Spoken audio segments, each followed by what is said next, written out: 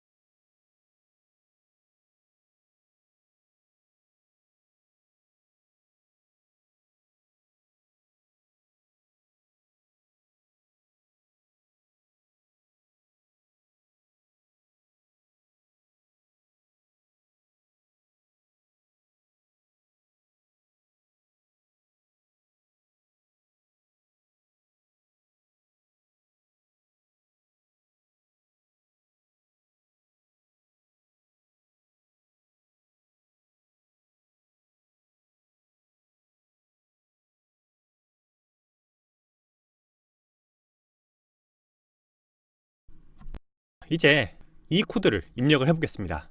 이건 기니까 그냥 복붙 하세요. 여기 보시면 자, 이런 것들은 주석이라고 해놨죠. 그리고 이 프린트 라인 이 코드를 보시면 여기 문단별로 각각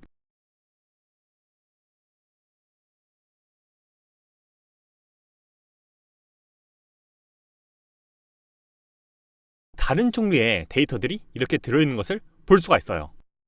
일단 출력을 해보시면은 이처럼 여기 있는 것들이 전부 이처럼 뜨긴 하는데 여기 이것들을 보시면은 이 true와 false는 쌍따옴표로 두르지 않고 그냥 이렇게 들어가 있죠. 그리고 여기에는 이렇게 숫자들이 들어가 있고 정수와 실수가 이렇게 각각 들어있어요. 그리고 이것들은 그냥 단따옴표 안에 글자들이 하나씩 들어가 있죠. 마지막으로 우리가 이전에 봤던 것처럼 쌍따옴표 안에 여러 글자가 들어갈 수 있는 텍스트가 이렇게 들어간 걸 확인하실 수가 있습니다. 이 뭉치들은 그래서 서로 다른 종류의 데이터를 사용하고 있어요. 이거의 경우에는 불리언이라고 해서 딱 이 참과 거짓 두 가지의 데이터만 갖고 있는 그런 자료형이고요. 여기는 숫자를 담는 숫자 자료형들, 이것도 이 둘이 다릅니다. 그리고 하나의 문자만 담는 캐릭터 자료형이랑 이 문자열, 이렇게 문자들이 실처럼 쭉 늘어진다고 해서 스트링 자료형이 있죠. 이 자료형이라는 거는 프로그래밍에서 사용되는 여러 가지 데이터들의 종류를 말합니다. 그리고 이 각각의 종류마다 컴퓨터에서 그걸 담는 용량이랑 또 그걸 처리하는 방식이 달라요. 예를 들어 봅시다. 자, 여기 이 참과 거짓, 이 어떤 여부만 나타내는 이 true, false는 이런 주판이 있을 때 이 한 칸만 있으면 되겠죠. 이게 올라가 있으면 true, 내려가 있으면 false, 그렇게 생각하면 되잖아요. 한편 이 주판으로 어떤 사람의 나이를 표시하려면 여기 이 세 줄 정도면 아마 충분할 겁니다. 막 1000살 넘게 살진 않잖아요. 반면 어떤 도시의 인구수라던가 이런 큰 수를 다루려면 그것보다는 큰 주판이 필요하겠죠. 자, 이것처럼 여기에 사용되는 이 데이터의 종류마다 그거를 표현하는 데 필요한 이 주판의 크기도 다르고 이런 주판의 메커니즘도 달라요. 각각 그 자료형마다 맞는 이 주판이 있는 겁니다. 일단 이렇게 하고 넘어가 볼게요. 다음 섹션에서 이 자료형들을 더 자세히 배울 겁니다. 그럼 이제 변수라는 걸 알아볼게요. 이 변수는 데이터를 담는 주머니입니다. 무슨 말인지 알아볼게요. 일단 이 코드를 이렇게 엑서사이즈 2에다가 작성을 해보겠습니다. 보시면 프린트 라인 안에다가 여기 이 텍스트에 더하기를 하고 그 뒤에 뭔가를 추가하면은 이 둘을 이어붙이는 결과가 됩니다. 그렇게 해서 이 오른쪽에는 공통적으로 더하기 3.14가 되어 있어요. 그래서 이거를 이렇게 출력을 해보시면은 이 텍스트들의 3.14가 이어붙인 이 결과가 이렇게 한 줄씩 나타나는 걸 볼 수가 있죠. 자, 근데 우리가 이 프로그램에서 파이라는 개념의 값으로 3.14를 갖고 있을 거면 이거 이렇게 모든 줄마다 하나하나 써주는 것보다는 어떤 주머니에 담아서 그 주머니가 여기에 각각 사용되게 하는 게 더 낫겠죠. 왜냐면 이렇게 계속 쓰다 보면은 어디에서 오타가 나서 이렇게 잘못 쓰이는 경우도 있을 수 있고, 혹은 나중에 이 값을 바꾸게 되면은 전부 다 그걸 찾아서 바꿔줘야 되는 거잖아요. 그래서 그런 목적으로 어떤 값이 코드의 여러 곳에서 사용될 때, 또는 그 값이 무엇인가가 이 프로그램의 이곳저곳에 영향을 끼칠 때, 예를 들어서 어떤 프로그램에 다크 모드를 나타내는 값이 코드 이곳저곳에 있다면 그거를 어떤 주머니에 통일해서 담아놓으면은 그 주머니 안에 있는 값만 바꾸면 굳이 이걸 다 하나하나 찾아서 신경 쓸 필요가 없는 거죠. 이걸 복사해서 이제 이 아래 이렇게 붙여넣어 보겠습니다. 자, 여기 이거는 제가 프린트를 했을 때 이 위의 코드와 구분되도록 이런 구분선이 뜨게 코드를 넣어놓은 거예요. 이건 앞으로 제 예제들에서 자주 보시게 될 겁니다. 여기서 파이라는 데이터 주머니를 만들어요. 이거는 아마 다다음 강의에 배우겠지만 더블이라는 자료형을 갖습니다. 이처럼 몇 점 몇 이런 실수를 담을 수 있는 주판이라고 생각하시면 돼요. 이 더블에다가 3.14를 담고 는 주판이라고 생각하시면 돼요.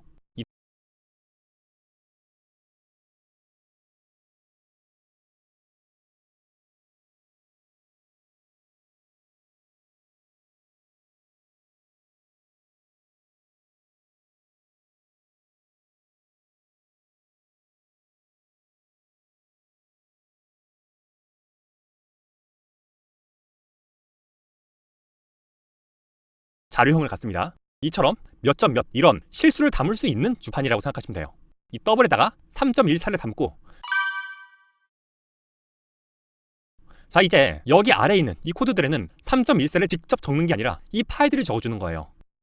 그러면 이거를 실행했을 때 이 위와 똑같이 이런 결과들이 나타날 수 있는 거죠. 이게 또 좋은 게 뭐냐면 이런 변수가 아닌 그냥 값들은 여러분이 뭘 잘못 이렇게 입력해도 컴퓨터가 그거를 알아보지 못해요. 그런데 이처럼 이 변수, 이 주머니를 만들어 놓으면 이것들은 여러분이 이렇게 잘못 입력을 하면은 이 자바의 컴파일러가 야, 네 코드에 이런 주머니 없는데? 하고 바로 이렇게 알려주게 됩니다. 컴파일이 되지도 않아요. 무슨 말인지 아시겠죠? 변수를 쓰면 이런 이점도 있는 거예요. 여러분의 실수를 방지해 줄 수도 있다. 그래서 이렇게 해서 실행했을 때 이처럼 이 주머니에 넣어놓은 3.14가 여기 이제 이 코드들에다가 이 주머니를 대신 갖다 놓음으로써 이렇게 공통적으로 사용할 수가 있는 거죠. 그리고 만약에 여기다가 다른 값을 넣고 싶다 그러면 이처럼 이거를 여기에 이어 붙이면 됩니다. 이 파일에 들어있는 값을 이걸로 바꾼 거예요. 그 다음에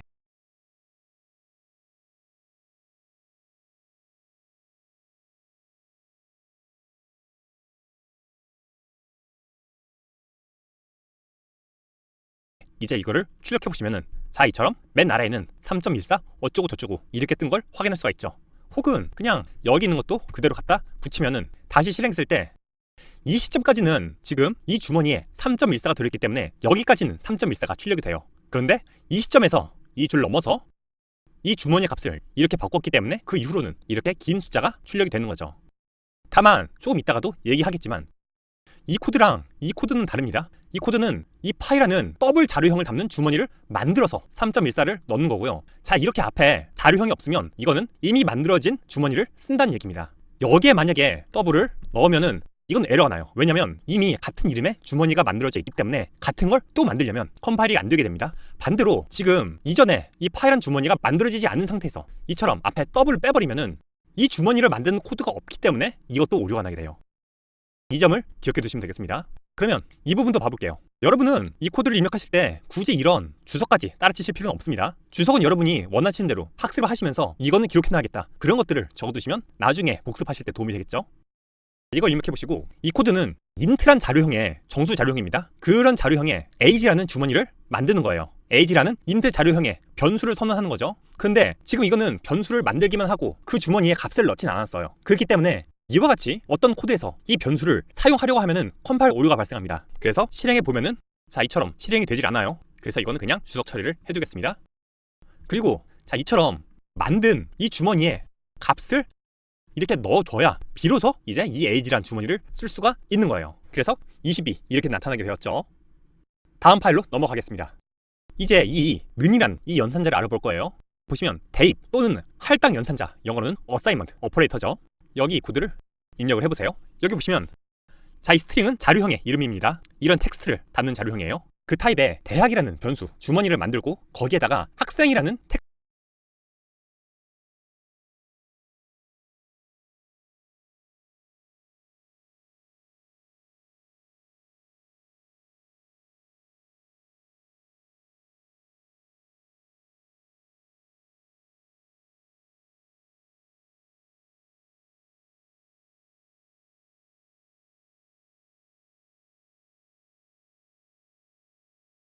텍스트를 넣었어요. 학생이 대학에 들어가니까 대입 연산자라고 해놓은 겁니다. 그냥 기억하기 쉬우라고요. 아까는 이처럼 변수를 선언, 그러니까 주머니를 만들고 그리고 나서 이렇게 또 다른 코드에서 그 주머니에 값을 넣어줬지만 일반적으로는 이렇게 그냥 변수를 만들면서 거기에 값도 같이 넣어줘요. 그거를 초기화라고 합니다. 주머니를 만들고 그 안에 있는 초기 값을 넣어주는 거죠. 그래서 보시면 여기에 이 주황색이랑 하얀색으로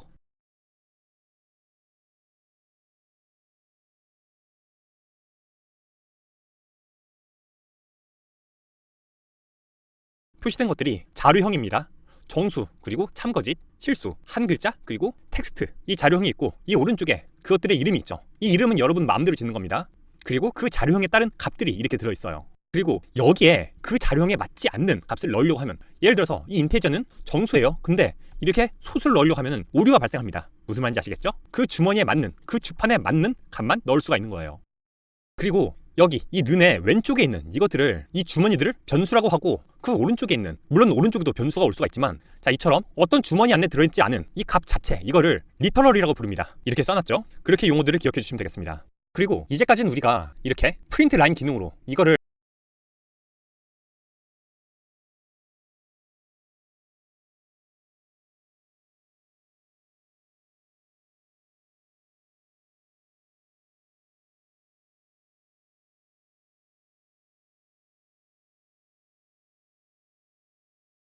직접 여기에 출력해보면서 하나하나 확인했었잖아요. 근데 이 인텔리제이에는 이런 기능이 있습니다.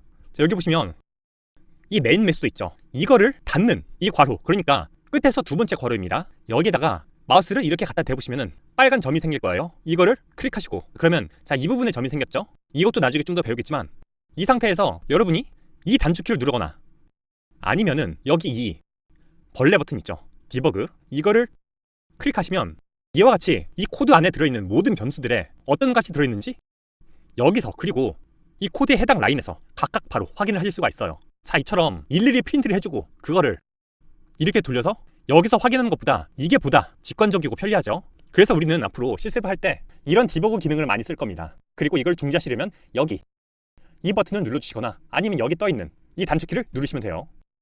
그것도 제가 여기 이렇게 중지 표시를 해놨죠. 그래서 여러분이 실습 파일을 만들 때마다 이렇게 메인 메소드를 만드시고, 네, 반갑습니다. 설치할게요. 코드 에디터라는 게 있고, 또 하나는 IDE, 통합 개발 환경이란 뜻인데요. 이 코드 에디터라는 거는 다른 프로그램으로 치면 메모장이나 그림판 정도, 이 정도 사이즈의 프로그램이라고 생각하시면 되겠습니다. 그러니까 이거는 말 그대로 코드를 입력하고 편집하는 것이 주 기능인 프로그램들이에요. 물론 추가적으로 개발 관련 기능들을 제공하긴 하지만 이 IDE에 비해서 상대적으로 크기는 가볍고 기능은 적은 그런 프로그램들이라고 생각하시면 되겠습니다. 널리 쓰이는 걸로 이 VS 코드, 여러분이 다른 언어를 배울 때 이 VS 코드를 사용하는 경우가 많을 거예요. 물론 이거는 이런 플러그인들을 설치해서 거의 IDE에 가깝게 기능들을 확장할 수 있긴 합니다. 다음은 이 IDE, 이거는 워드나 포토샵처럼 코드 에디터에 비해서 상대적으로 무겁고 많은 기능들을 갖춘 개발 프로그램이에요. 여기에는 소프트웨어를 개발하고 배포하고 하는 데 필요한 거의 모든 기능들이 전부 다 제공이 된다고 생각하시면 됩니다. 대표적인 게 우리가 이제 사용할 인텔리제이, 그리고 예전에 많이 사용되던, 요즘도 많이 쓰이긴 합니다만 이 이클립스, 이것도 있고요. 맥에서 애플 계열의 제품을 만들 때 이 엑스코드 꼭 필요하죠. 이런 것들이 IDE입니다. 우리는 인텔리제이 아이디어를 설치할 거예요. 그런데 이런 걱정하시는 분도 있을 수 있어요. 우리 학교에서는 지금 수업에서 이 이클립스를 사용하는데 이거 인텔리제이로 배워버리면 문제가 되지 않을까? 이런 생각하실 수 있는데, 여러분이 이 강의를 통해서 이 자바를 제대로 배우시고 나면은 이런 IDE 제품의 차이는 염려할 필요가 없습니다. 척 보면 이클립스로도 검색 약간만 하면 다 하실 수 있게 될 거예요. 중요한 거는 여러분이 이 자바란 언어를 제대로 아는 겁니다. 우리가 한글만 똑바로 쓸 줄 알면 워드든 아래야 한글이든 다 할 수 있잖아요. 자, 이제 이 링크를 방문하셔서 여러분의 컴퓨터에 인텔리제이를 깔아주시는데, 두 가지 버전이 있습니다. 이 얼티밋은 유료예요. 30일 동안은 무료로 쓰실 수 있는데 여기서는 실무에서 이런 스프링 같은 거를 개발할 때 필요한 기능들이 추가되어 있습니다. 하지만 여러분은 이 커뮤니티 에디션만 받으셔도 자바를 학습하시는 데는 충분한 기능들이 다 여기 들어있어요. 대신에 여기 이걸 클릭하셔서 여러분의 맥이 옛날 인텔 맥인지 아니면 최근에 M 시리즈를 사용하는지 그런 걸 구분하셔서 이걸 받으시면 되겠습니다. 윈도우 같은 경우에는 자 이렇게 exe 파일을 다운받으시면 돼요. 그렇게 설치를 한 다음에 인텔리제이를 실행해 보겠습니다. 처음에 이런 화면이 나타날 거예요. 저 같은 경우 이 맥은 영문판이기 때문에 이렇게 메뉴들이 영문으로 뜨게 되어 있고요. 이 윈도우는 한글판이라서 이렇게 한글로 된 메뉴를 보여드릴 수가 있습니다.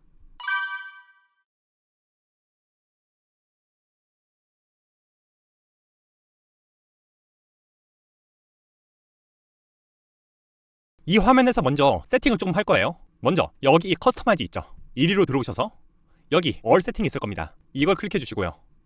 윈도우에서는 사용자 지정, 모든 설정 첫 보면 아시죠 그냥.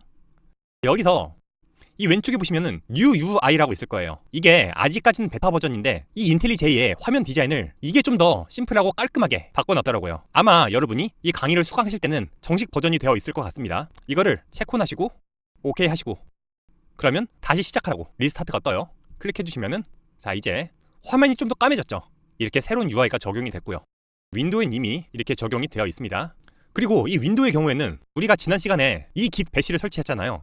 이 인텔리제이에서 여기서 터미널 창을 열었을 때 거기서도 파워쉘이나 그런 게 아니라 git 배시가 열리도록 자 여기에 터미널 이렇게 검색을 해줍니다. 영문판이면 영어로 검색하시면 되겠죠. 그리고 여기에 저는 이미 설정이 되어 있는데 이걸 여셔서 여러분 컴퓨터에 git이 설치되어 있는 이 폴더 그 안에 bin 안에 bash.exe 이거를 설정해 주시고 확인을 누르시면 돼요.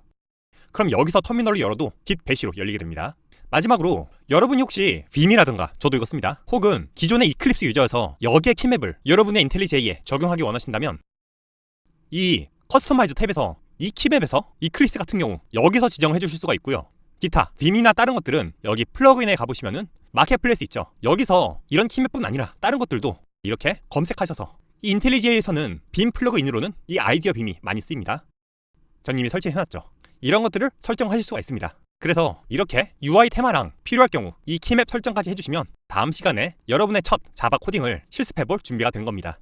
아 그리고 여기에 인텔리제이 주는 거죠. 그래서 보시면 여기에 이 주황색 반갑습니다. 얄팍한 개발자 얄코입니다. 저는 주는 거죠. 그래서 보시면 여기에 이 주황색이랑 하얀색으로 표시된 것들이 자료형입니다.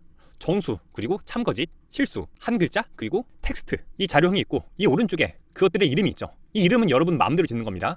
그리고 그 자료형에 따른 값들이 이렇게 들어있어요. 그리고 여기에 그 자료형에 맞지 않는 값을 넣으려고 하면 예를 들어서 이 인테저는 정수예요. 근데 이렇게 하나하나 확인했었잖아요. 사진 우리가 이렇게 프린트 라인 기능으로 이거를 직접 여기에 출력해보면서 하나하나 확인했었 이 메인 매수도 있죠. 이거를 빨간 점이 생길 거예요. 이거를 클릭하시고 그러면 자 이 부분에 점이 생겼죠. 이것도 나중에 좀 더 배우겠지만 이 상태에서 여러분이 이 단축키를 누르거나 아니면은 여기 이 벌레 버튼 있죠. 디버그 이거를 클릭하시면 이와 같이 이 코드 안에 들어있는 모든 변수들에 어떤 값이 들어있는지 여기서 그리고 이 코드에 해당 라인에서 각각 바로 확인을 하실 수가 있어요. 자 이처럼 일일이 프린트를 해주고 그거를 이렇게 돌려서 여기서 확인을 해볼게요.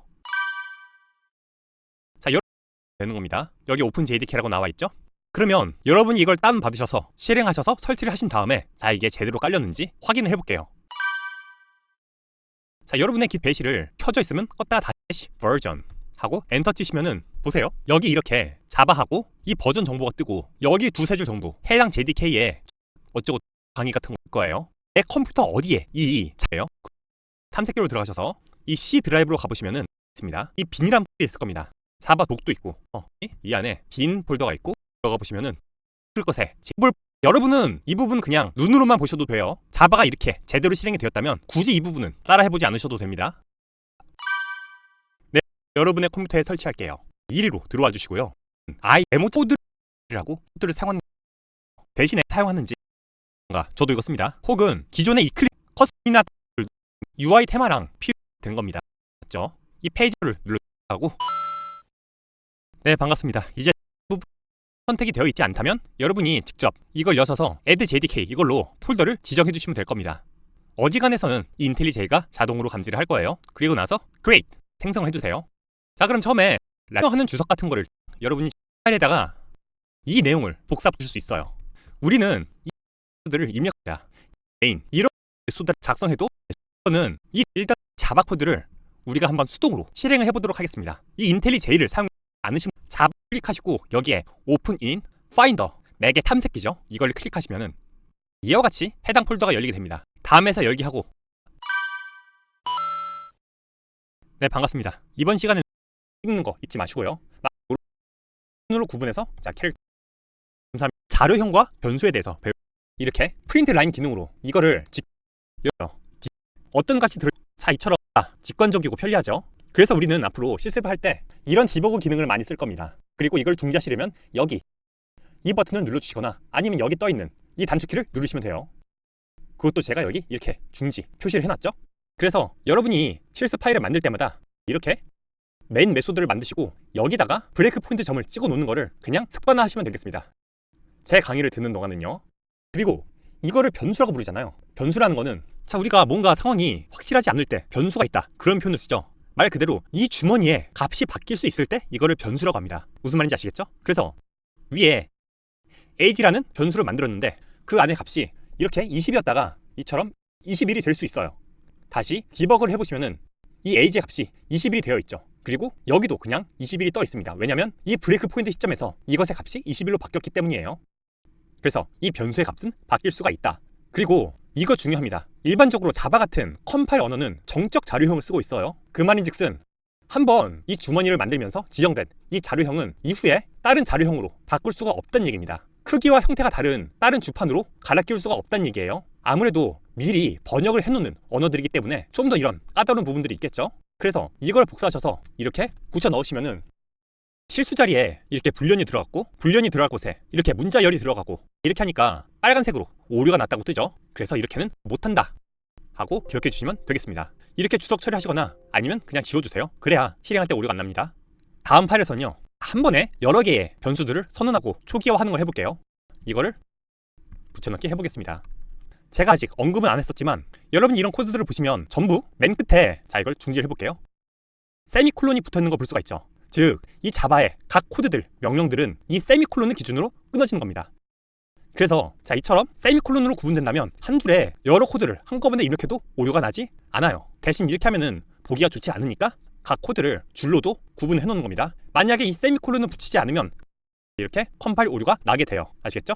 그런데 나는 이 한 줄에 여러 개의 변수를 주는 거죠. 그래서 보시면 여기에 이 주황색이랑 하얀색으로 표시된 것, 이 작성에 따른 를 만들면서 코드에서 그 주머니에 값을 넣어줬지만 일반적으로는 이렇게 그냥 변수를 만들면서 거기에 값도 같이 넣어줘요. 그거를 초기화라고 합니다. 주머니로 텍스트, 이 지형에 따른 값, 이 인테저는 그 주판에 이렇게 출력해보면서 하나하나 확인해가 일일이 프린트를 해주고 또 제가 여기 이렇게 중지 표시 만드시고 여기다가 브레이크 포인트 점을 찍어 놓겠죠. 그래서 위에 age라는 변수를 만들었는데 그 안에 값이 이렇게 20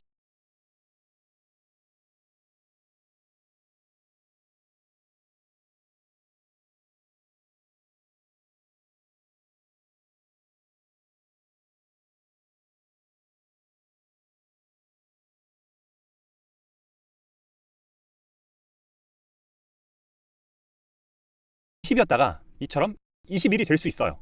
다시 디버그를 해보시면은 이 age 값이 21이 되어 있죠. 그리고 여기도 그냥 21이 떠 있습니다. 왜냐면 이 브레이크 포인트 시점에서 이것의 값이 21로 바뀌었기 때문이에요.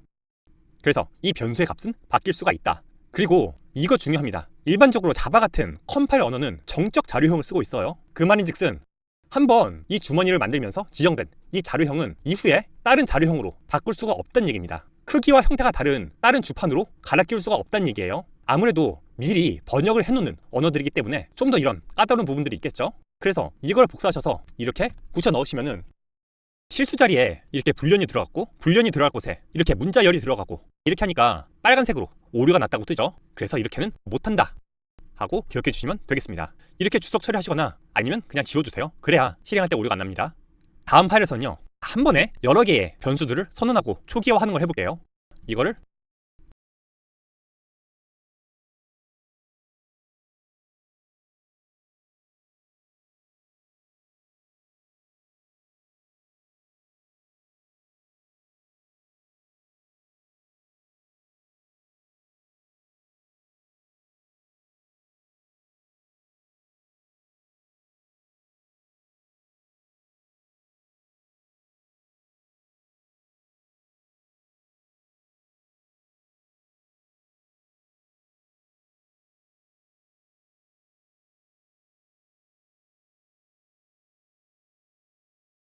붙여넣기 해보겠습니다. 제가 아직 언급은 안 했었지만 여러분이 이런 코드들을 보시면 전부 맨 끝에 자 이걸 중지를 해볼게요. 세미콜론이 붙어있는 거 볼 수가 있죠. 즉, 이 자바의 각 코드들, 명령들은 이 세미콜론을 기준으로 끊어지는 겁니다. 그래서 자 이처럼 세미콜론으로 구분된다면 한둘에 여러 코드를 한꺼번에 입력해도 오류가 나지 않아요. 대신 이렇게 하면은 보기가 좋지 않으니까 각 코드를 줄로도 구분해 놓는 겁니다. 만약에 이 세미콜론을 붙이지 않으면 이렇게 컴파일 오류가 나게 돼요. 아시겠죠? 그런데 나는 이 한 줄에 여러 개의 변수를 한꺼번에 선언하고 싶다. 그러니까 이 주머니들을 한 번에 만들고 싶다. 그럴 때는 앞에 그것의 자료형을 적고 대신에 이 셋 다 전부 같은 자료형이 되겠죠?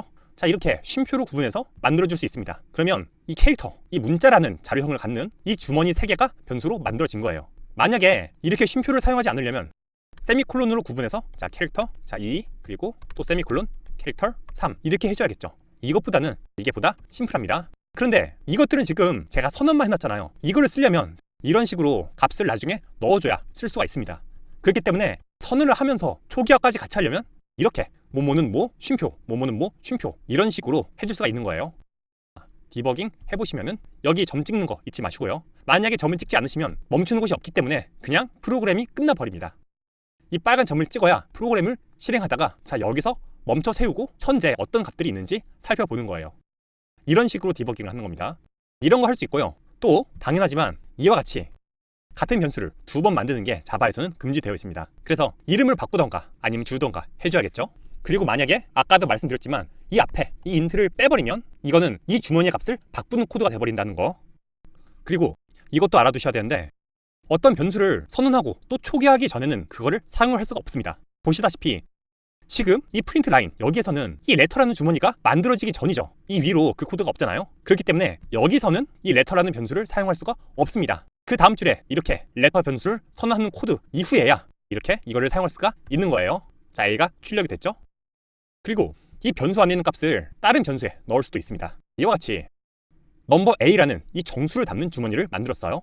이 변수에다가 2를 담았습니다. 그리고 넘버2라는 변수를 또 만들어서 거기에다가 여기에 있는 값을 담으려면 이 대 연산자 오른쪽에 해당 변수를 이렇게 넣어주시면 됩니다. 그러면 디버깅 돌렸을 때 이거 둘 다 1이 들어있는 걸 볼 수가 있겠죠. 여기 있는 값을 빼서 여기다가 넣어준 겁니다. 그리고 이 코드를 해볼게요. 지금 보시면 넘버 A에 2를 넣고 그거를 넘버 B에 넣은 다음에 그 이후에 넘버 A의 값을 2로 바꿨어요. 그렇게 하면 맨 마지막에 이 넘버 B에는 어떤 값이 들어있게 될까요? 디버깅을 해보시면은 자 이처럼 넘버 B에는 계속해서 넘버 A에 들어있던 1이 그냥 들어있는 걸 볼 수가 있습니다. 그러니까 넘버 A가 B한테 2를 준 다음에 G는 2로 바꾼 거죠. 하지만 그것이 넘버 B에 들어있는 이 값에 영향을 끼치지는 않는다는 겁니다. 이거는 우리가 지금까지 다룬 이 자료형들이 원시 타입이라서 그래요. 이거에 대해서는 나중에 한번 자세히 다루도록 하겠습니다. 다음은 마지막으로 상수에 대해서 배워보겠습니다. 이 코드를 자 이렇게 변수를 사용할 수가 없습니다. 그 다음 줄에 이렇게 레터 변수를 선언하는 코드 이후에야 이렇게 이거를 사용할 수가 있는 거예요. 자, A가 출력이 됐죠? 그리고 이 변수 안에 있는 값을 다른 변수에 넣을 수도 있습니다. 이와 같이 넘버 A라는 이 정수를 담는 주머니를 만들었어요. 이 변수에다가 2를 담았습니다. 그리고 넘버2라는 변수를 또 만들어서 거기에다가 여기에 있는 값을 담으려면 이 대 연산자 오른쪽에 해당 변수를 이렇게 넣어주시면 됩니다. 그러면 디버깅 돌렸을 때 이거 둘 다 1이 들어있는 걸 볼 수가 있겠죠. 여기 있는 값을 빼서 여기다가 넣어준 겁니다. 그리고 이 코드를 해볼게요. 지금 보시면 넘버 A에 2를 넣고 그거를 넘버 B에 넣은 다음에 그 이후에 넘버 A의 값을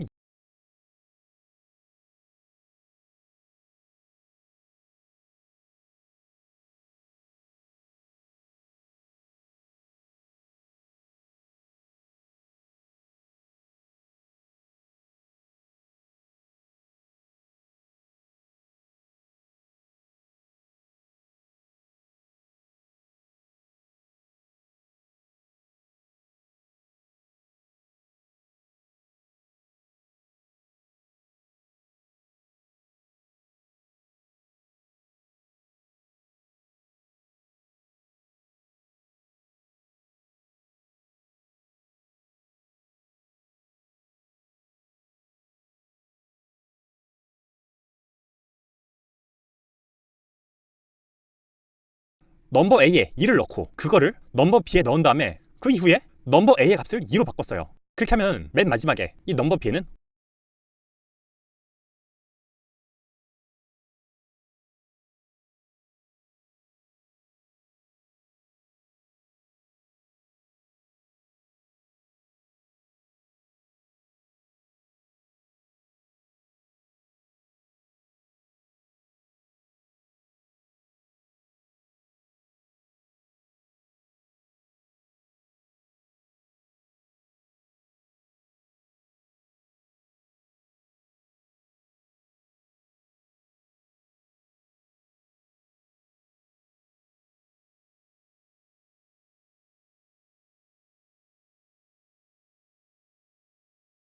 어떤 값이 들어있게 될까요?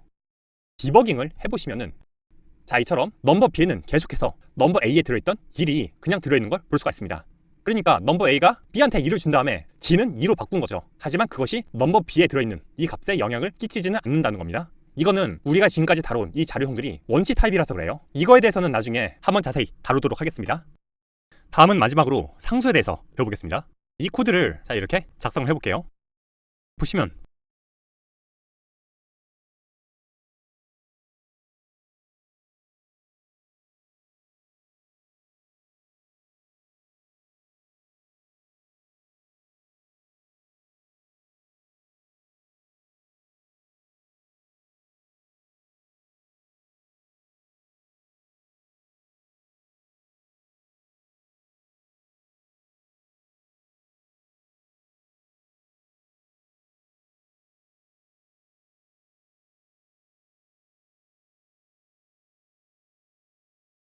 이제까지와 다른 게 이 자료형 앞에 파이널이 붙어있죠. 이게 뭐냐면 이 변수를 상수로 바꿔주는 겁니다. 상수라는 거는 변수와 반대로 그 안에 있는 값을 바꾸지 못하는 주머니를 말해요.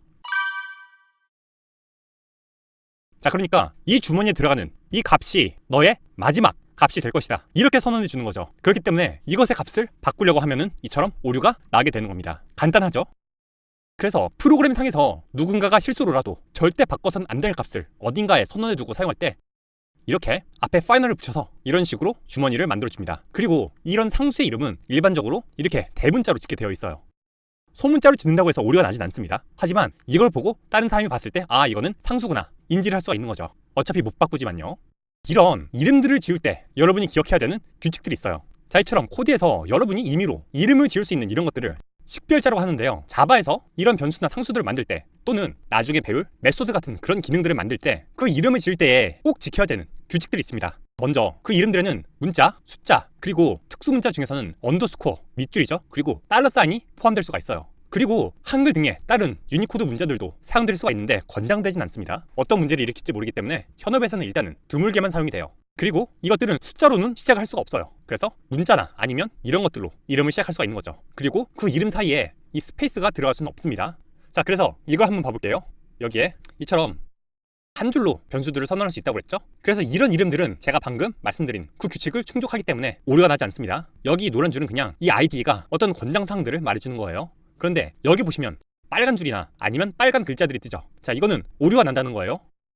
그래서 실행해보시면 안 되는 걸 보실 수가 있습니다. 이렇게 숫자로 시작하거나 중간에 스페이스가 들어있거나 아니면 이것들 외에 다른 특수 문제가 들어가면 자바에서는 어떤 것의 이름으로 사용할 수가 없게 돼요. 이게 규칙이고요. 이 규칙은 어차피 어기면 컴파일 자체가 되지 않기 때문에 여러분이 어쩔 수 없이 이렇게 지을 수밖에 없는 거고요. 관례가 있습니다. 이거는 컨벤션이라고 하는데 개발자들 사이에 널리 통용되는 일종의 국룰 같은 거예요. 이건 아까 말씀드린 컴의 이름으로 사용할 수가 없게 돼요. 이게 규칙이고요. 이 규칙은 어차피 어기면 컴파일 자체가 되지 않기 때문에 여러분이 어쩔 수 없이 이것들 외에 다른 특수 문제가 들어가면 자바에서는 어떤 것의 이름으로 사용할 수가 없게 돼요. 이게 규칙이고요. 이 규칙은 어차피 어기면 컴파일 자체가 되지 않기 때문에 여러분이 어쩔 수 없이 이렇게 지을 수밖에 없는 거고요. 관례가 있습니다. 이거는 컨벤션이라고 하는데 개발자들 사이에 널리 통용되는 일종의 국룰 같은 거예요. 이건 아까 말씀드렸다시피 개발자들이 이것들의 이름만 봐도 예를 들어서 이거는 뭐 상수고 이거는 변수구나, 이거는 클래스명이구나, 이런 것들을 쉽게 파악할 수 있도록, 즉 코드들을 보고 헷갈리지 않도록 그렇게 만드는 거예요. 소방차는 빨간색으로만 만드는 것처럼요. 자, 그래서 보시면 이런 클래스 같은 경우는 이와 같이 대문자로 시작하게 되어 있습니다. 그리고 여기는 안 적어놨지만 패키지는 소문자로 되어 있죠. 그리고 상수는 방금 말씀드렸다시피 이렇게 대문자를 사용하고 단어가 둘 이상 들어갈 때는 그거를 이렇게 쉼표로 구분해줘서 표기를 해줘요. 반면 변수나 아니면 나중에 배울 메서드 같은 것들은 이런 낙타 표기법을 많이 사용합니다. 이게 뭐냐면 일단 소문자로 시작을 하고요. 거기에 단어가 둘 이상 들어있을 때 두 번째 이후에 단어들은 이렇게 첫 글자를 대문자로 해주는 거죠. 그래서 여기도 보시면 my name 그리고 add new object, 이 두세 번째에 각 첫 글자가 대문자로 되어 있죠. 이게 마치 가운데가 쑥 솟아있는 낙타의 등 같아서 캐멀 케이스 이렇게 불립니다. 단복 낙타, 쌍복 낙타죠. 마지막으로 여러분이 사용할 수 없는 이름들이 있어요. 북한에서 자식 이름 김정은이라고 못 짓죠. 그것처럼 이미 자바에서 어떤 용도로 사용되고 있는 키워드들이기 때문에 그걸로 무언가의 이름을 지을 수는 없게 되어 있는 거예요. 여기에 들어가 보시면 여러분이 무언가의 이름으로 지을 수 없는 그런 이름들이 여기 나와 있습니다. 즉 이것들은 다 자바에서 어떤 의미를 갖고 있는 그런 키워드들이라는 말이겠죠. 그래서 이거를 복사해서 붙여넣어 보시면 이 더블, 이거는 아까 보셨듯이 자료형 이름이죠. 그래서 이거는 변수명으로 사용할 수 없고 인스턴스 오브나 뉴도 마찬가지입니다. 그래서 식별자에 대해서 이런 부분들을 기억하시면 되고요. 그리고 전에도 말씀드렸지만 이런 변수의 이름은 딱 그것만 봐도 아 이거는 뭐 하는 데이터구나 알 수 있도록 의미가 있게 지을 것, 이렇게 기억해 두시면 되겠습니다. 다만 이 강의 예제들에는 편의상 실습 중에 많은 데이터를 다루기 때문에 좀 무의미한 변수들이 사용될 수 있다는 거 기억해 두시면 되겠습니다. 저는 그러면 다음 강의에 뵙도록 하겠습니다. 감사합니다. 네, 반갑습니다. 이제 섹션 3으로 넘어왔죠.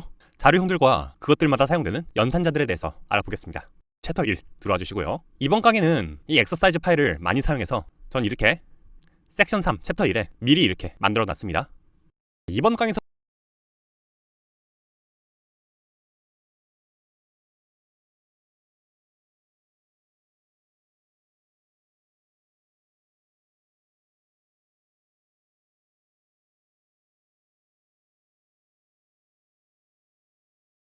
전 이렇게 섹션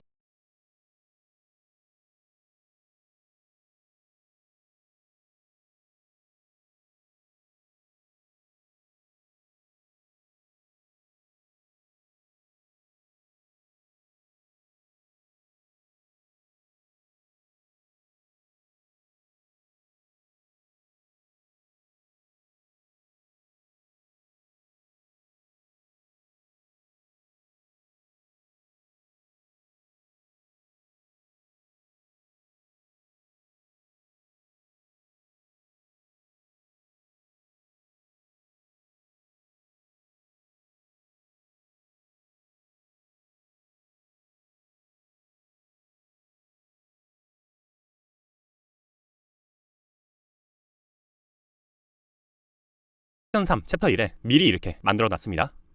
이번 강의에서 배울 거는 4가지의 정수 자료형들이에요. 보시면은 여기 byte, short, 그리고 int랑 long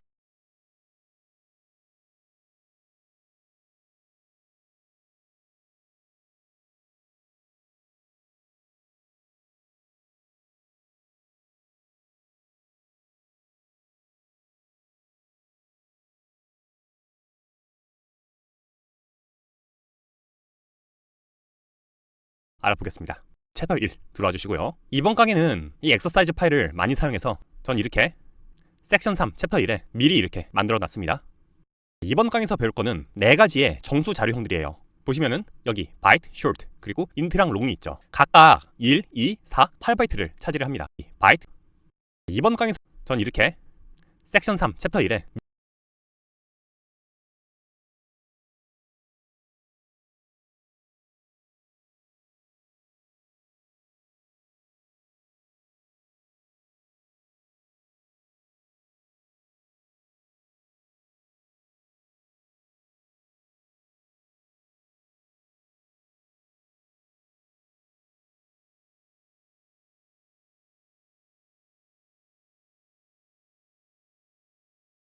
미리 이렇게 만들어 놨습니다. 이번 강의에서 배울 거는 4가지의 정수 자료형들이에요. 보시면은 여기 byte, short, 그리고 int랑 long이 있죠. 각각 1, 2, 4, 8바이트를 차지를 합니다. 그러니까 지난 시간에 이런 프로그래밍 언어에서 사용되는 이런 데이터들이 이런 주판에 담긴다고 그랬잖아요. 이 정수 자료형들은 같은 방식을 사용하는 하지만 크기가 다른 주판들이라고 생각하시면 되겠습니다. 주판의 크기가 클수록 더 넓은 범위의 숫자들을 표현할 수가 있는 거죠. 참고로 대부분의 컴퓨터, 그러니까 우리가 사용할 어지간한 컴퓨터에서는 전부 1바이트는 8비트라고 기억해 두시면 되겠습니다. 일부 다른 시스템이 존재하긴 하는데 그냥 여러분이 컴공이시면 1비트가 0이랑 1 그렇게 2가지를 나타낼 수 있죠. 그래서 1바이트는 8비트이기 때문에 2의 8승 그 정도 범위를 커버할 수가 있는 겁니다. 그래서 보시면 자료형 이름에서 알 수 있듯이 1바이트의 크기를 갖고 있어요. 그래서 이 정수 자료형은 우리가 양수뿐만 아니라 음수도 나타낼 수 있어야 되기 때문에 0에서 127, 자 이거는 2의 7승 마이너스 1이죠. 그리고 마이너스 1부터 마이너스 128까지 이렇게 나타낼 수 있는 거예요. 이 양수가 다들 보면 1씩 적은 거는 이 0을 양수 쪽에 포함을 시켰기 때문입니다. 0이 양수인 건 아니지만요. 한정된 자릿수에 0도 끼워 넣으려고 하니까 양수에서 그냥 자리를 하나 내준 거예요. 그래서 이거를 여러분의 코드에다가 입력을 해보겠습니다. 제가 일부러 변수 이름들을 이렇게 각 바이트의 수가 나타나도록 이렇게 지었어요. 좀 더 깔끔하게 정리를 하려면 여기 탭을 쳐주셔서 이런 식으로 정리를 할 수도 있습니다. 일단 여기에다가는 그냥 다들 작은 수만 담아놨죠.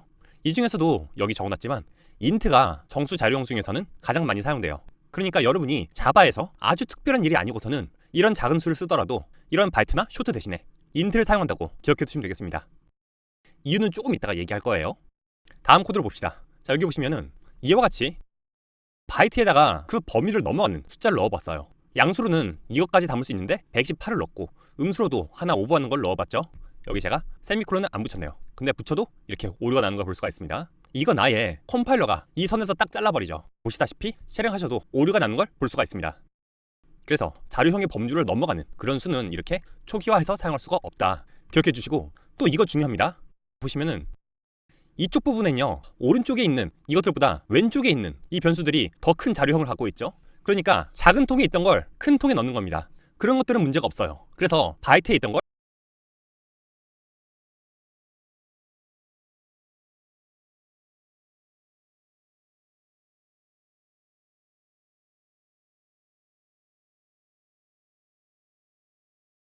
쇼트에 넣을 수도 있고, 쇼트를 인트에, 그리고 또 인트를 롱에 담을 수도 있죠. 이걸 그냥 이렇게 각 줄로 분리하셔서 보셔도 좀 더 깔끔하게 보실 수가 있을 겁니다.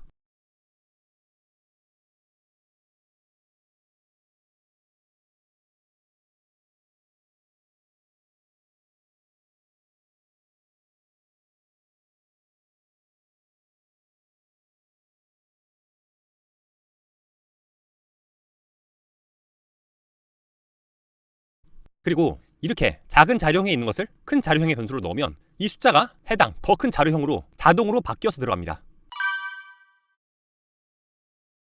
이런 거를 묵시적 또는 암시적 형 변환이라고 해요. 그래서 더 큰 변수로의 형 변환은 묵시적으로 가능하다. 하지만 여기 보시면은 이것도 한 줄씩 나눠볼게요. 자, 여기서는 큰 자료형이 들어있던 수를 작은 자료형에 넣으려고 하니까 이렇게 오류가 나는 걸 볼 수 있죠. 중요한 건 여기 이와 같이 1, 2, 3, 4 전부 작은 숫자들이잖아요. 이 바이트에도 충분히 다 넉넉히 다 들어가는 숫자인데도 불구하고 그게 더 큰 통에 들어있다는 이유로 더 작은 자료형에다 넣으려고 하면 이렇게 오류가 나는 걸 볼 수가 있습니다. 그러니까 이 컴파일러는 이렇게 맨 처음에 어떤 변수의 값을 초기화한 것 이후로는 그 안에 뭐가 들어있는지를 자기가 감히 판단하지 않아요. 큰 통에 작은 게 들어있을 수도 있고 큰 게 들었을 수도 있잖아요. 그거를 작은 통에 담는 거는 우리가 어떤 조치를 해주지 않으면, 그러니까 묵시적으로는 불가능하다는 겁니다. 무슨 말인지 아시겠죠? 그래서 들어있는 값의 크기와 무관하게 큰 자료에 있는 걸 작은 것에 그냥 넣을 수는 없다.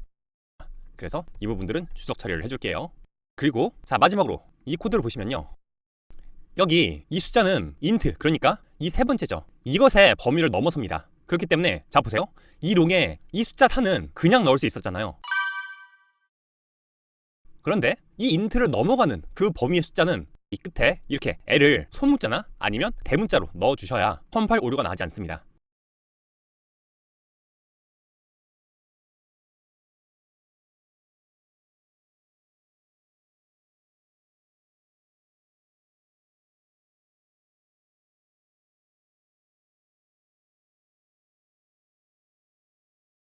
int보다 큰 수는 이렇게 끝에 L을 붙여주어야 이 롱에 넣더라도 사용할 수 있다는 거. 그리고 보시면은 자, 이거를 L로 했을 때는 여기에 노란색으로 뭐가 뜨죠. 이거는 오류가 난다는 건 아니에요. 그런데 자, 여기에 이걸 클릭해 보시면은 L을 대문자로 바꿔 쓰라고 이렇게 권유를 해주는 거 볼 수가 있죠. 그렇다는 거는 아마 이거를 대문자로 쓰는 게 좀 더 널리 사용되고 권장되는 컨벤션이다, 그렇게 볼 수 있겠습니다.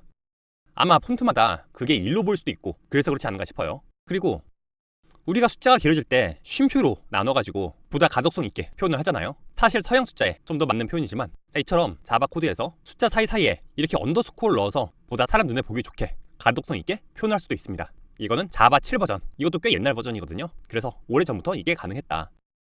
참고로 자, 여러분의 인텔리제이에서 여기 파일에서 프로젝트 구조로 들어가셔서 보시면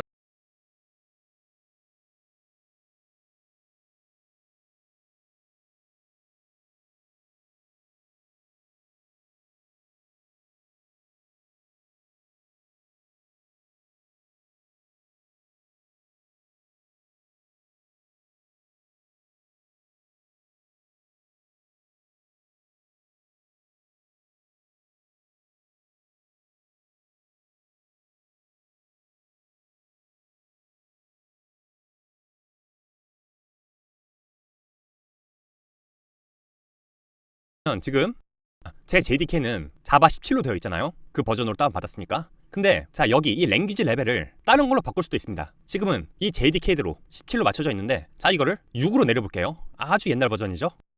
자, 이걸 하고 OK를 눌러보시면 자, 보세요. 여기에 이제 빨간 줄이 그어져 있는 걸 볼 수가 있습니다. 그래서 자바 6 버전에는 이게 불가능했다라는 걸 볼 수가 있죠. 그래서 이거를 다시 여기 17 아니면 JDK 디폴트로 바꿔주시고요. 자, 이런 게 있는 이유는 내 컴퓨터에는 자바 17이 깔려 있어서 그걸로 개발을 하지만 이거를 배포할 서버에는 더 오래된 자바가 깔려 있을 수도 있는 거거든요. 그런 것 때문에 거기에 맞춰서 개발할 수 있도록 그런 언어 레벨을 제한하는 기능도 인텔리지에서 제공을 하고 있는 겁니다. 그럼 다음으로 넘어갈게요. 큰 통에 있던 걸 작은 통에 그냥 넣을 수는 없었죠. 그거 하려면 형 변환, 그러니까 캐스팅이란 걸 해줘야 돼요.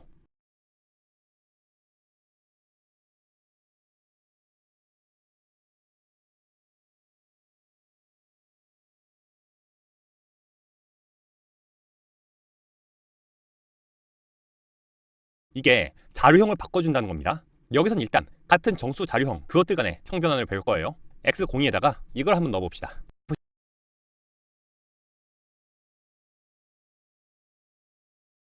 보시면 바이트보다 인트가 크죠? 그런데 이처럼 이거는 이거 이렇게 인트에 있던 걸 넣어주면서 이 앞에다가 괄호로 또 다른 자료형을 적어주면 자, 이게 명시적 형 변환이라고 해서 개발자가 내가 책임질 테니까 여기 있는 숫자를 이 자료형으로 바꿔서 여기 집어넣어라 하고 말해주는 거예요.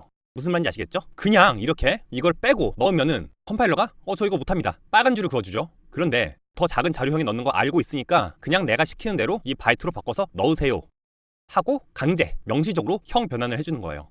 무슨 말인지 아시겠죠? 그래서 이렇게 넣었을 때는 디버그를 해봤을 때, 자, 디버그는 이게 아니라 여기 이 벌레 버튼이라고 그랬습니다. 이 빨간 점을 찍어 주시고요. 그래서 디버깅을 했을 때 보시면은 이 바이트놈에 1, 2, 3이 그대로 들어간 걸 볼 수가 있습니다. 근데 이거는 이게 작은 숫자라서 가능했던 거죠. 만약에 그 범위를 넘어가는 것을 이게 작은 숫자라서 가능했던 거죠. 만약에 그 범위를 넘어가 디버깅을 했을 때 보시면은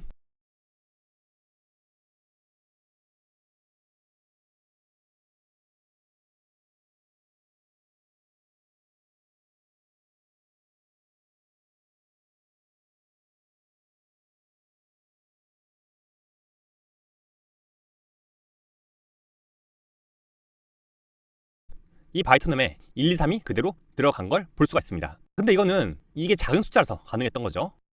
만약에 그 범위를 넘어가는 것을 억지로 집어넣으면 해보겠습니다. 이거는 바이트에 넣을 수 있는 숫자보다 크죠? 그거를 강제로 해서 넣었을 때 보세요. 디버깅 반갑습니다. 얄팍한 개발자 얄콜 출력해보면은 자, 스트링 원도 이렇게 보면은 이게 줄바꿈, 즉 엔터 그림에서 치면은 여기 안에다가 어떤 실제 값을 가리키고 있는가를 이 값의 주소를 갖고 있게 되는 것으로 이런 기능이 구현이 된다는 거죠. 이 undefined에 대해서는 다음 시간에 좀 더 배워보겠습니다. 이 플레이스 버튼, 이 메소드로 사용이 되는 거죠. 그런데 이처럼 이 버튼의 어떤 기능들을 정의하는 것도 아니고 반갑습니다. 얄팍한 개발자 얄코입니다. 이 플레이스 버튼, 이 메소드로 사용이 되는 거죠. 그런데 이처럼 이 버튼의 어떤 기능들을 정의하는 것도 아니고 그냥 이런 세 가지 속성을 버튼마다 지정해준 어떤 변수의 값을 초기화한 것 이후로는 그 안에 뭐가 들어 해보겠습니다. 이거는 바이트에 넣을 수 있는 숫자보다 크죠?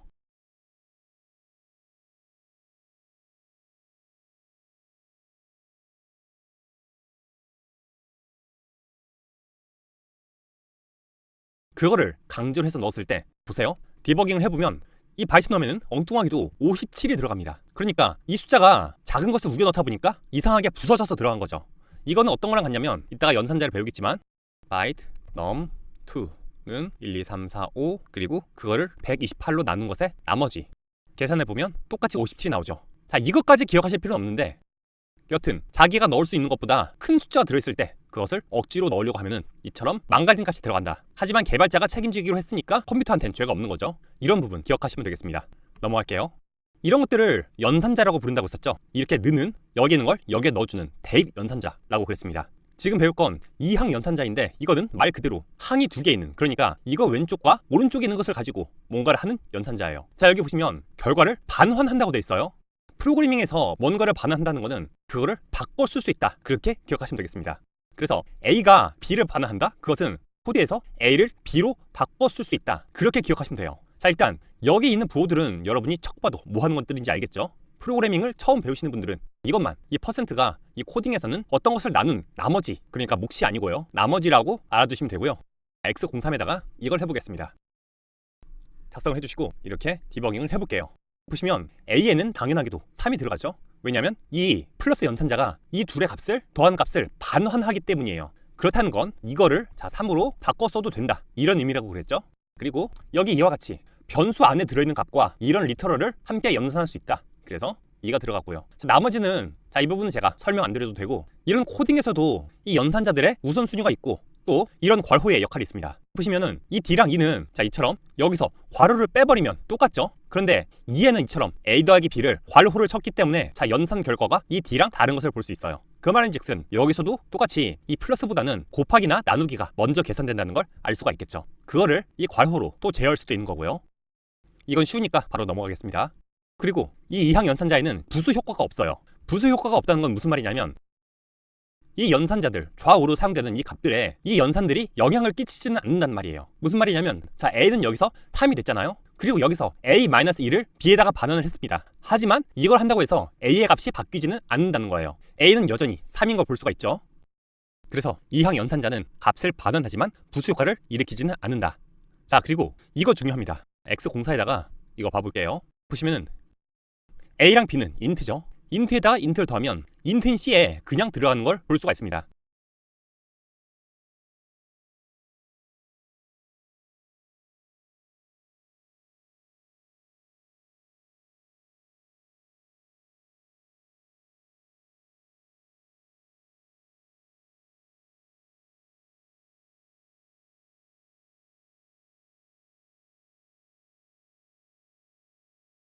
만약에 롱이면 못 들어가겠죠. 그래서 인트끼리의 연산은 또 다른 인트를 반환한다는 거. 그래서 인트가 반환되기 때문에 이처럼 롱에도 넣을 수가 있는 거죠. 더 큰 통이니까 묵시적으로 들어가는 겁니다. 하지만 더 작은 통에는 묵시적으로는 들어가지 않고 이렇게 앞에 명시적 형 변환을 함으로써 이렇게 넣을 수가 있는 거죠. A랑 B를 둘 다 괄호로 친 이유는 이거를 만약에 괄호를 제거해 보시면은 보세요. 빨간 줄이 그어지죠. 왜냐면 이게 이것들 중에 앞에 있는 이것만 쇼트로 바꾸기 때문이에요. 그래서 쇼트 더하기 인트기 때문에 더 큰 자료형인 인트로 변환이 되겠죠. 그래서 이렇게 할 때도 뒤에 것들을 괄호를 쳐줘야 이런 식으로 들어간다는 거. 이거는 지워줍시다. 그리고 이게 진짜 중요합니다. 보시면은 이처럼 이것들은 바이트고 이것들은 쇼트예요. 그런데 바이트끼리 더한 거를 바이트에 넣을 수도 없고 그것들보다 큰 쇼트에도 넣을 수가 없어요. 이상하죠? 왜냐하면은 바이트랑 쇼트끼리의 연산들은 그것들도 인트를 반환하기 때문이에요. 이상하게 느끼실 수가 있는데 여튼 그것 때문에 자바에서 이 인트가 굉장히 많이 사용이 됩니다. 해보겠습니다. 디버깅을 했는데 연산자에 있는 부호들은 서로를 함께 연 코딩 D랑 E는 이처럼 여기 그렇다는 건 이거를 3으로 바꿔 써도 된다, 이런 의미라고 그랬죠. 그리고 여기 이와 같이 변수 안에 들어있는 값과 이런 리터럴도 그 말인즉슨 여기서도 똑같이 이 플러스 사용되는 이 값들, 그래서 인트끼리의 연산은 또 다른 인트를 반환한다는 거. 그래서 인트가 반환되기 때문에 이처럼 롱에도 넣을 수가 있는 거죠. 더 큰 통이니까 묵시적으로 들어가는 겁니다. 하지만 더 작은 통에는 묵시적으로는 들어가지 않고 이렇게 앞에 명시적 형 변환을 함으로써 이렇게 넣을 수가 있는 거죠. A랑 B를 둘 다 괄호로 친 이유는 이거를 만약에 괄호를 제거해 보시면은 보세요. 빨간 줄이 그어지죠. 왜냐면 이게 이것들 중인 인 볼 수가 있죠. 2.5에 0.5 그거는 버려지 이 정수 반환이 되겠죠. 그 정수 연산은 이것들은 바이트고 이것은 쇼트예요. 그런데 바이트끼리 보시면은 이거로 들어간다는 거. 이거는 지워줍시다. 그리고 이게 진짜 중요합니다. 보시면은 이처럼 이것들은 바이트고 이것은 쇼트예요. 그런데 바이트끼리 더한 거를 바이트에 넣을 수도 없고 그것도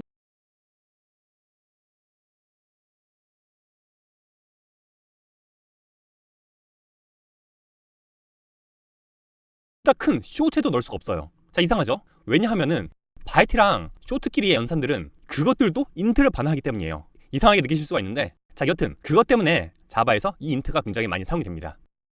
왜냐하면은 대다수의 컴퓨터들이 이런 연산을 할 때 이 인트가 사용하는 이 4바이트가 CPU에서 처리하기 적합한 크기라고 해요. 사람으로 치면 한 손으로 다루기 쉬운 한 뼘 크기, 그렇게 생각하면 되겠죠. 그래서 자바뿐만 아니라 다른 자료형에서도 이런 크기의 인트를 많이 사용하고, 그렇기 때문에 그런 언어들이랑 API 같은 걸로 소통하기 위해서도 이런 인트가 더 유리하겠죠. 아니 그러면 이 인트가 사람이 보기에는 이렇게 큰 수를 담는, 즉 메모리를 꽤 차지할 것 같은데 이걸 쓰면 낭비가 아닌가 직감적으로는 생각할 수가 있는데, 이게 컴퓨터에서는 그렇게 큰 숫자는 아닌 거죠. 우리가 이런 데이터 하나하나 아껴 쓰려고 이건 바이트를 쓰고 이거는 쇼트를 써야겠다 그렇게 생각할 수도 있지만, 막 우리가 화장지 아낀다고 1cm 단위로 끊어지는 화장지 출시하라고 하진 않잖아요. 뭐 그거랑 비슷하다고 생각하시면 되겠습니다. 그래서 어지간한 정수 연산은 인트를 쓴다. 다만 이런 것들이 엄청 많이 사용되고 그 과정에서 메모리를 아낄 필요가 있는 그런 종류의 연산에서는 바이트나 쇼트를 쓸 수가 있겠죠. 그리고 인트에 안 담기는 큰 숫자는 롱으로, 그리고 롱에도 안 담기는 그런 엄청 큰 숫자는 나중에 배울 빅 인트로 다룰 수 있게 됩니다. 자, 여튼 이 롱 같은 경우는 롱 더하기 롱은 당연히 롱이 반환이 되겠죠. 그래서 이거를 롱으로 바꿔줘야 이게 오류가 나지 않을 거고요.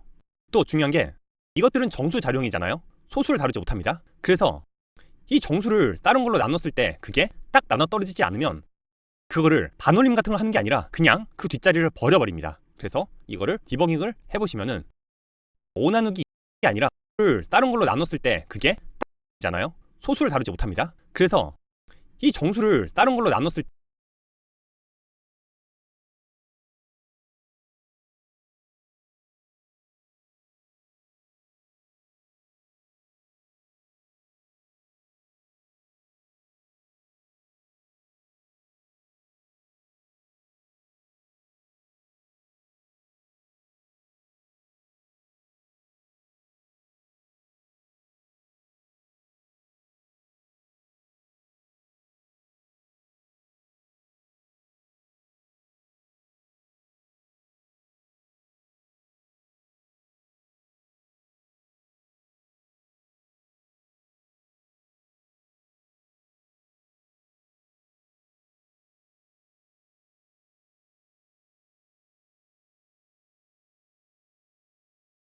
때 그게 딱 나눠 떨어지지 않으면 그거를 반올림 같은 걸 하는 게 아니라 그냥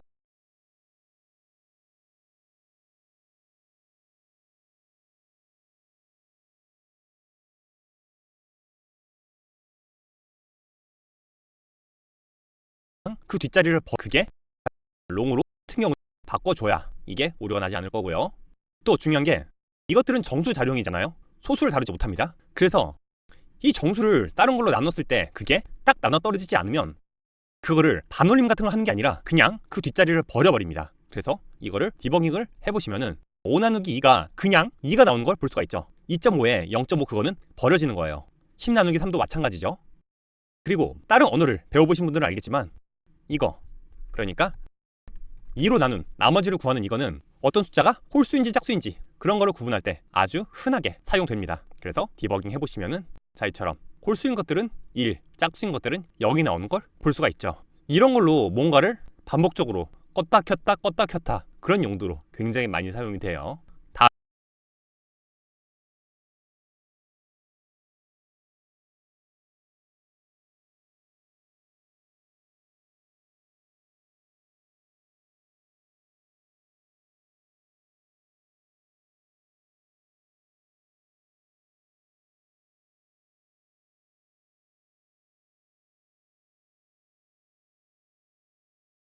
다음은 복합 대입 연산자. 이거는 뭐냐면 부수 효과를 일으키는 연산자입니다. 무슨 말이냐면 여기 왼쪽에 쓰인 것들이 오른쪽에 쓰인 거랑 같은 역할을 수행해요. 그래서 A 플러스는 B는 자이처럼 A 안에 있는 그 값에 A랑 B를 더한 값을 넣어주는 겁니다. 즉 달리 말하자면 이 안에 들어있는 값에다가 B를 더해준다. B만큼 이걸 증가시킨다. 그렇게 보시면 되겠죠? 나머지도 마찬가지입니다. 이거는 B만큼 빼주는 거고 쭉쭉 그렇게 이해하시면 되겠죠?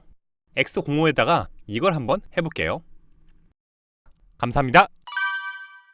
네, 반갑습니다. 이제 4강 불리한 자료형에 대해서 알아볼게요. 자, 이거는 true 아니면 false, 즉 참과 거짓 이 둘 중에 한 값을 갖는다고 그랬습니다. 그리고 이론적으로만 알아두시면 되는데 이거는 1바이트를 차지해요.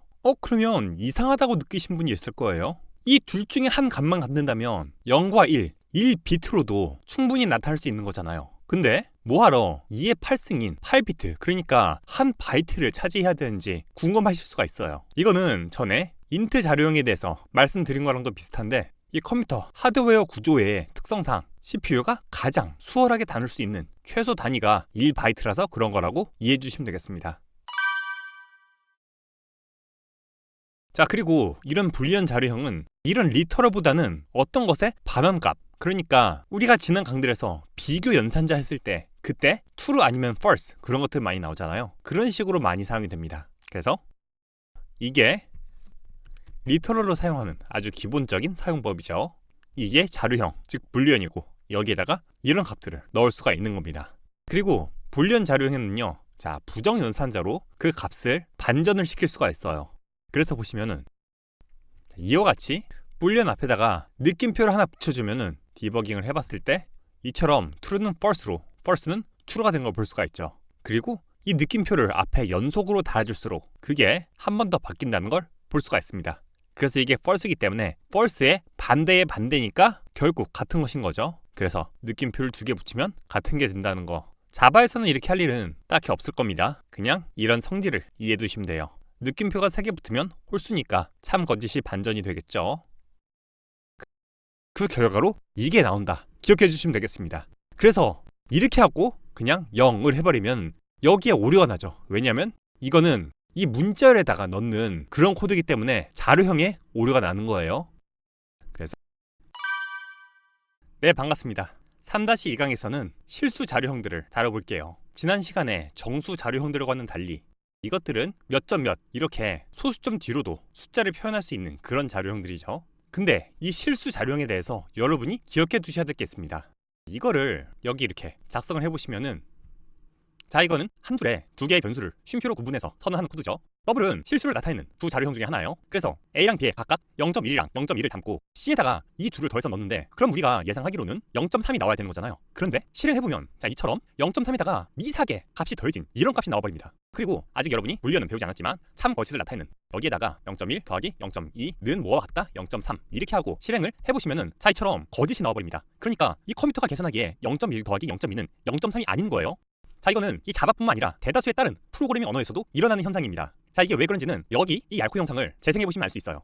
10분이 안 되는 영상에서 제가 설명을 해놨거든요. 근데 이 영상의 내용을 반드시 완벽히 이해하실 필요는 없습니다. 그냥 이러이러한 문제가 있어서 어쨌든 프로그래밍에서는 이렇게 단순히 소수를 계산하면 이런 오류들이 나올 수 있구나, 그렇게 그냥 감만 잡으시면 돼요. 자세한 수학적 원리를 이해하실 필요는 없습니다. 그리고 이거를 어떻게 해결하는지는 나중에 배울 거예요. 자, 여튼 실수 자료형들에는 이렇게 2가지가 있어요. 인트처럼 4바이트인 플롯, 그리고 롱처럼 8바이트인 더블 있죠. 얘네는 지난 시간에 배운 정수 자료형들하고는 값을 담는 메커니즘 자체가 다릅니다. 그러니까